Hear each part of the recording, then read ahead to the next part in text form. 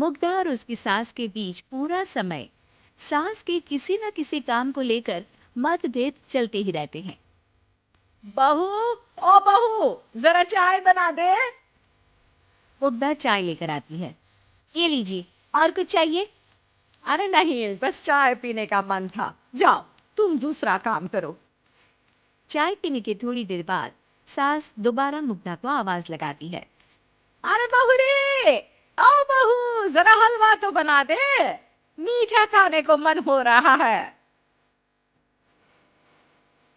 इसी तरह मुग्धा की सास पूरा समय कोई ना कोई काम बताकर उसे रसोई से बाहर तक निकलने नहीं देती। कभी चाय, कभी हलवा, कभी पानी तो कभी दूध, हर समय खाने को चाहिए और उसके लिए अपने हाथ तक बिल्कुल नहीं लाने। परेशान किया हुआ है इन्होंने। सास की जबरदस्ती परेशान करने की आदतों से दुखी मुग्धा एक शाम सचिन के साथ अपने कमरे में बैठी हुई बात कर रही होती है। सुनो जी, मम्मी जी की ये जानबूझकर मुझे परेशान करने की फरमाइशों से मैं बहुत फ्रस्ट्रेट हो चुकी हूँ। पूरे दिन में एक सेकंड का आराम नहीं मिलता। रसोई से बाहर कदम रखती नहीं कि बहू ये बना दे, बहू री वो बना दे। अरे इनकी फरमाइशें चलती ही रहती है। अरे मुग्धा, माँ खाने की शौकीन है, पर उम्र हो चली है, खुद खाना नहीं बना सकती, इसलिए तुमसे बोलती है। अरे तो शौक भी उम्र देख कर रखने चाहिए ना। समझ में नहीं आता, हर समय फेविकॉल का जोड़ लगाए सोफे से चिपकी बैठी रहती है। इतना सब डाइजेस्ट कैसे हो जाता है उन्हें? अरे, तुम मेरी माँ से इतनी नफरत कैसे कर सकती हो? मैं उनसे नफरत नहीं करती जी, बस परेशान हूँ। जहां मुग्धा अपने पति से ये सब बोल रही होती है, वहीं उसकी सास भी कमरे के बाहर दरवाजे से कान लगाए सारी बातें सुन रही होती है और अगली दोपहर रसोई में मुग्धा के पास जाती है। बहू, आज ना मेरा कुछ मसालेदार खाने का मन है। तो चाय बना दूं? मुझे बहुत पसंद है। अरे ना, ऐसा कर लिट्टी चोखा बना ले। और हाँ, जितना मसाला बातों में मिलाकर पति को सुनाती हो ना, सब्जी में भी वैसे ही डाला करो, खाना स्वादिष्ट बनेगा। सास की बात सुनकर मुग्धा हैरान रह जाती है। मतलब अब पूरा समय मुझ पर हुक्म चलाने के साथ बंद कमरे में हुई पति पत्नी की बीच की बातें भी सुनती है? अरे बात जब मेरी थी तो सुनने में क्या दिक्कत है? ये कहकर सास वहां से चली जाती है। अरे अब तो हद पार हो गई, इस तरह से तो ये मेरा जीना मुश्किल कर देंगी।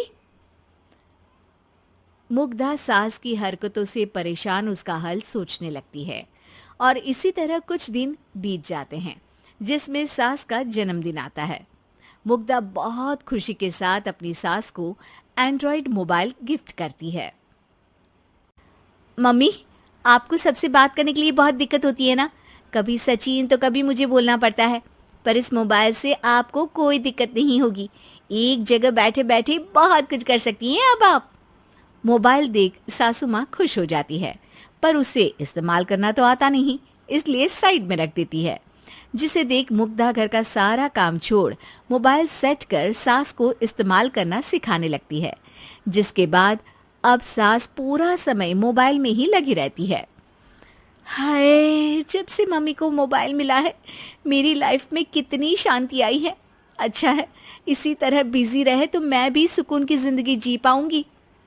अब मुग्धा जब मन करे काम करना, जैसा चाहे वैसा खाना बनाकर खाना, पूरा समय रिलैक्स और खुश रहने लगती है। क्या बात है, आजकल तुम बहुत चहक रही हो। अरे मम्मी जी से छुटकारा जो मिला है, अब ना फरमाइशें ना छुप छुप कर बातें सुनना। अच्छा, तो मोबाइल गिफ्ट करने की ये स्कीम थी। इसी तरह दिन बीतते हैं और अब मोबाइल पर लगी सास फरमाइशों की जगह सवालों के लिए बहू को आवाजें लगाना शुरू कर देती है। अरे बहू, सुन तो, देख जरा किसी का फोन क्यों नहीं मिल रहा? रिचार्ज खत्म हो गया है, पर अभी 4 दिन पहले ही तो मैंने किया था, इतनी जल्दी कैसे खत्म हो गया?